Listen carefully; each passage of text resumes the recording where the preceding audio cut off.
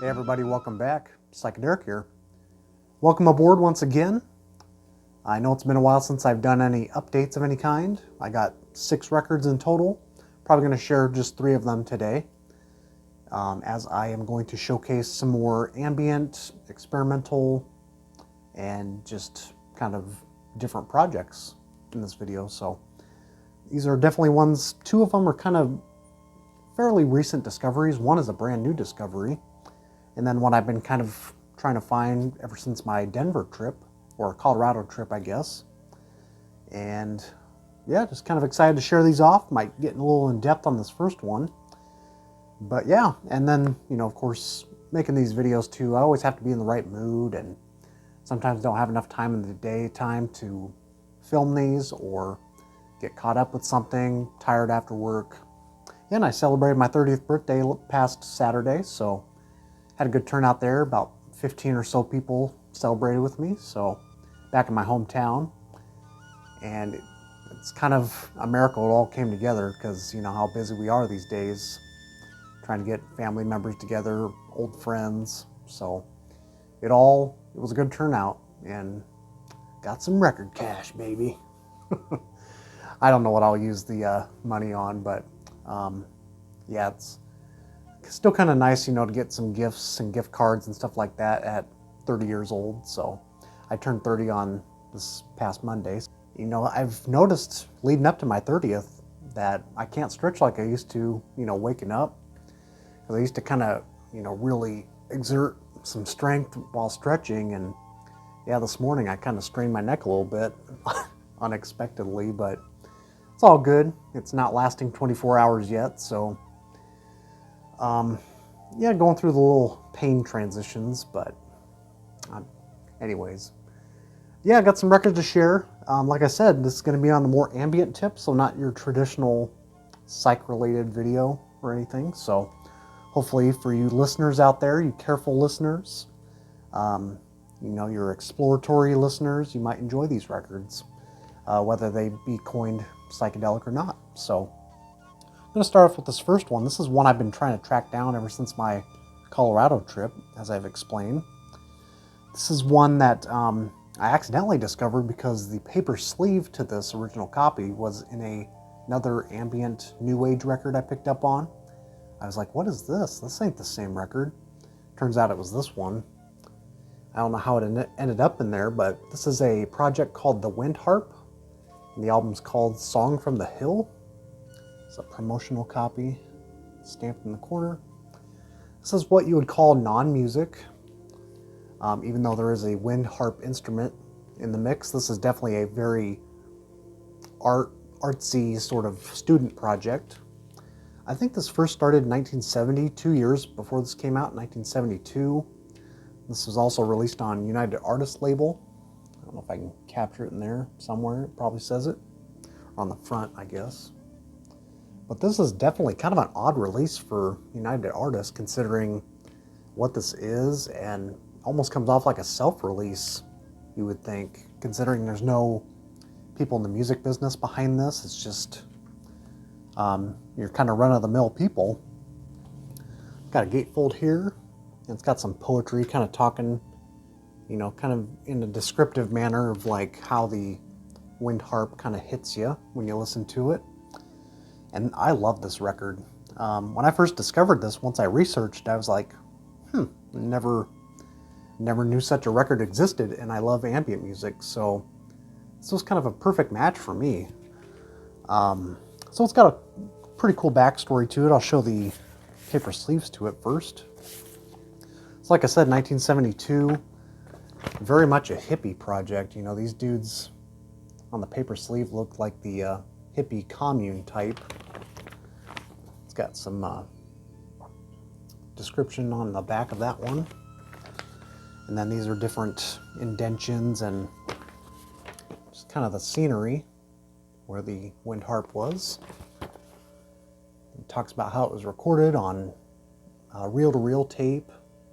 It's a 27-foot wind harp, all constructed of original wood planks and aircraft cables used for the strings, and Yeah, they mounted it up on like a pretty distant hill out in Chelsea, Vermont. It's kind of a rural area. And before I move on though, it came with a poster as well. It's kind of hard to find these days. It's an unused poster. Very cool. Might hang that up. So what we got here is I guess you could call him an art student. That's the wrong record. Got him kind of mixed up here. But yeah, it was a art student. I forget where he was based out of, what campus, but let's see if I can find his name here. Ward McCain. I think it was like a 20-year-old student. Had this kind of passion project to make this, you know, giant wind harp, you know, just to see what, you know, what the project would all entail with the sound it would make at night, the different wind gusts, the different frequencies that would resonate off of here, and the vibrations. You can definitely feel them the way they're mic'd up at night. Well, I shouldn't say just at night, but I say that because there's different portions of the record that you can definitely tell they recorded this maybe early morning or at night, because you can hear some cricket sounds and birds chirping occasionally in the background, and sometimes the wind gusts hit so strongly that you can hear the actual string, or not the string, the cables and the wood planks kind of creaking and, you know, croaking a little bit. So very much a passion project, and the farmer that let him do this on this kind of distant hill out in this pasture was all for it. You know, cooked them meals, as you can see in the photograph. Brought all the material up by tractor, and apparently, you know, for the 2 years that it was built before this record came out, it even talks about, you know, there's a lot of vandalism. A lot of people, newcomers, tourists would come in the area and would take note of, you know, different, just the whole experience of like listening to the wind harp, you know, during the daytime. And a lot of people would vandalize it, cross their names in it. You know how people are. And it goes all into detail about that. So very cool background story. I guess the student, Ward McCain, I guess he didn't do much after this one, as far as I can tell. Sounds like he may have been a Buddhist and moved to Japan, according to an article. Don't quote me on it, but that's what I've read about on here. God, my things are out of order here. Well, I can't find the other record, but it's somewhere. This is the Wind Harp disc. So yeah, 4 sides of this one. Side 1, side 4. It's that formula we're working with. And you know, the song titles. Cycle 1, Seasons, Beginnings, Solstice, Summer Song. And then there's like a whole side track on side 4. Cycle 2, Elements, and Air and Water. So kind of very much a naturalistic, sort of living off the land kind of hippie vibe on this as far as the approach goes. But yeah, really love this one.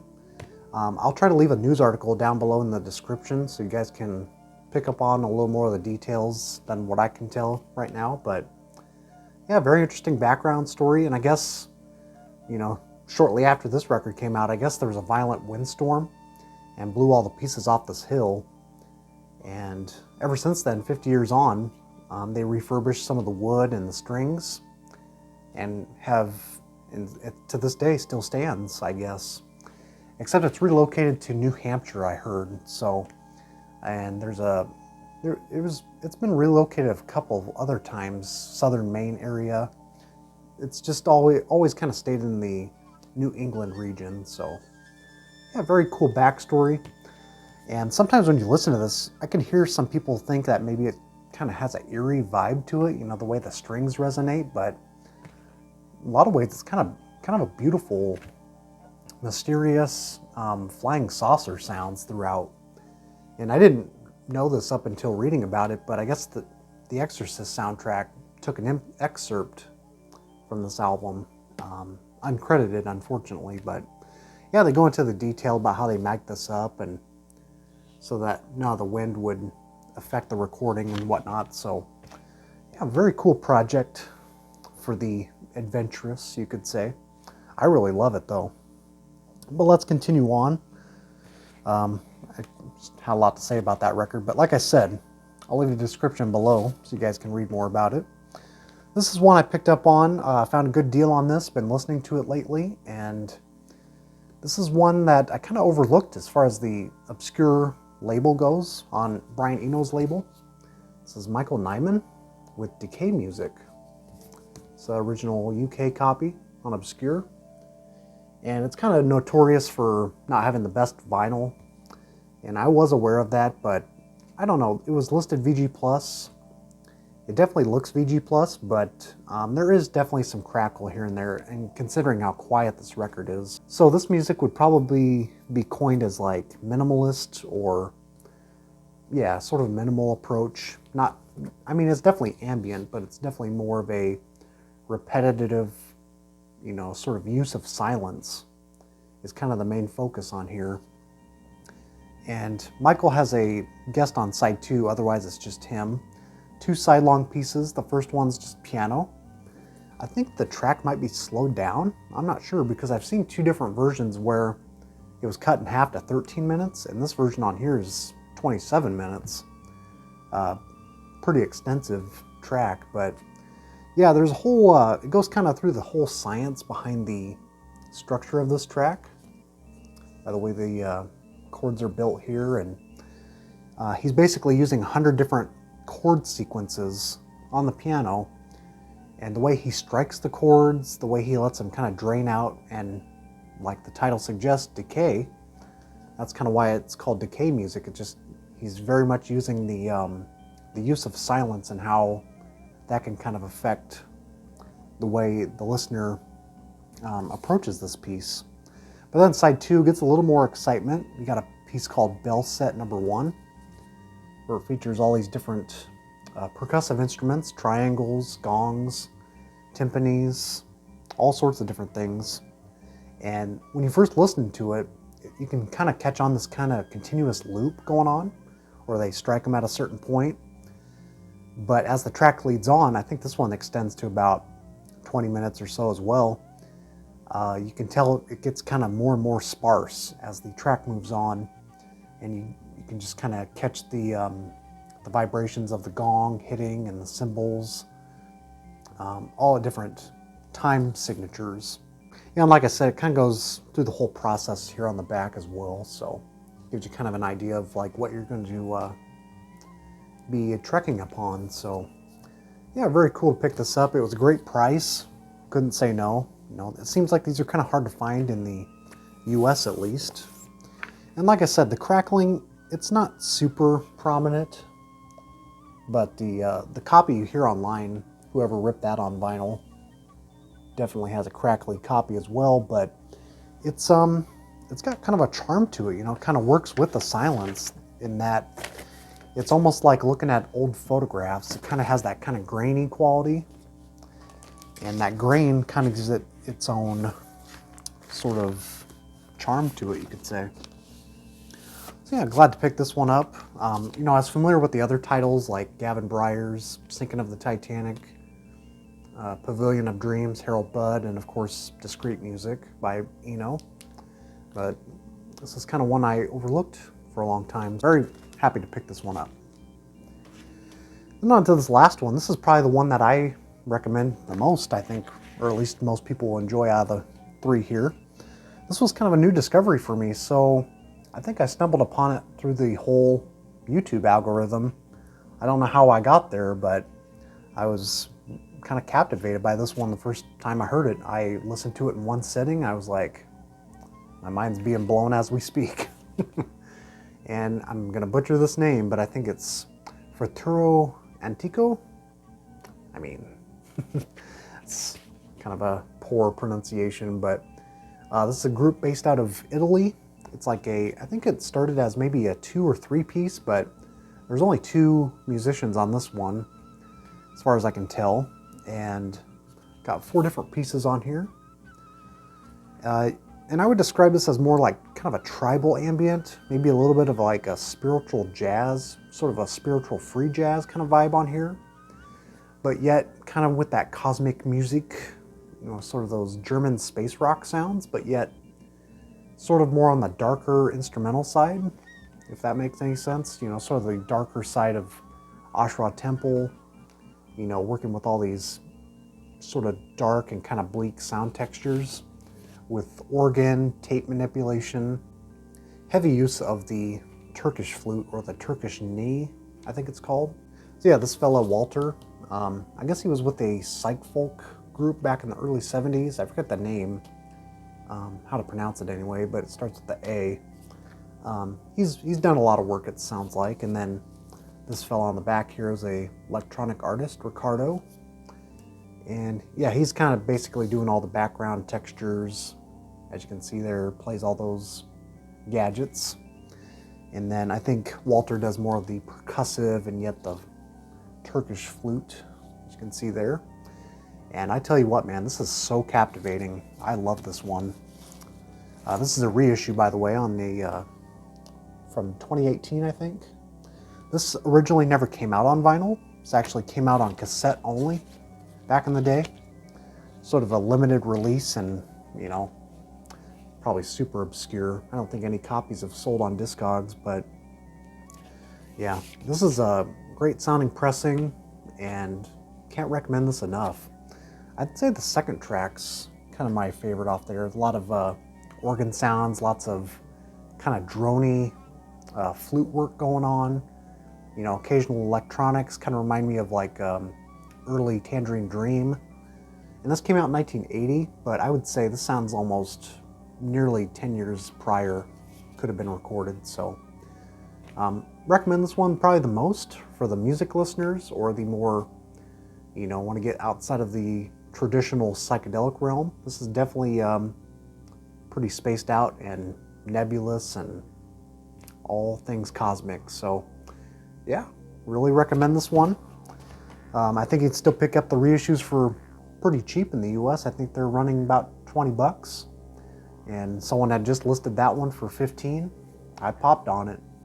Don't have any big plans this weekend, except, well, tonight I'm going to a screening of Die Hard at the theater. So I've never seen it in a theater yet. So I've discovered this theater in Omaha, or outside the Omaha region, that does showtimes for like older films, you know, kind of showcasing and archiving a lot of, you know, prominent, important films. And I don't know, it's going to be a new experience tonight going to this. So looking forward to it.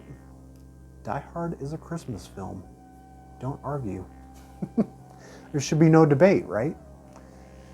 And that about wraps her. So check out these ambient records, non-music records, minimalist records, and we'll see what else comes my way as far as that style. And then, like I said, I do have 3 more to share.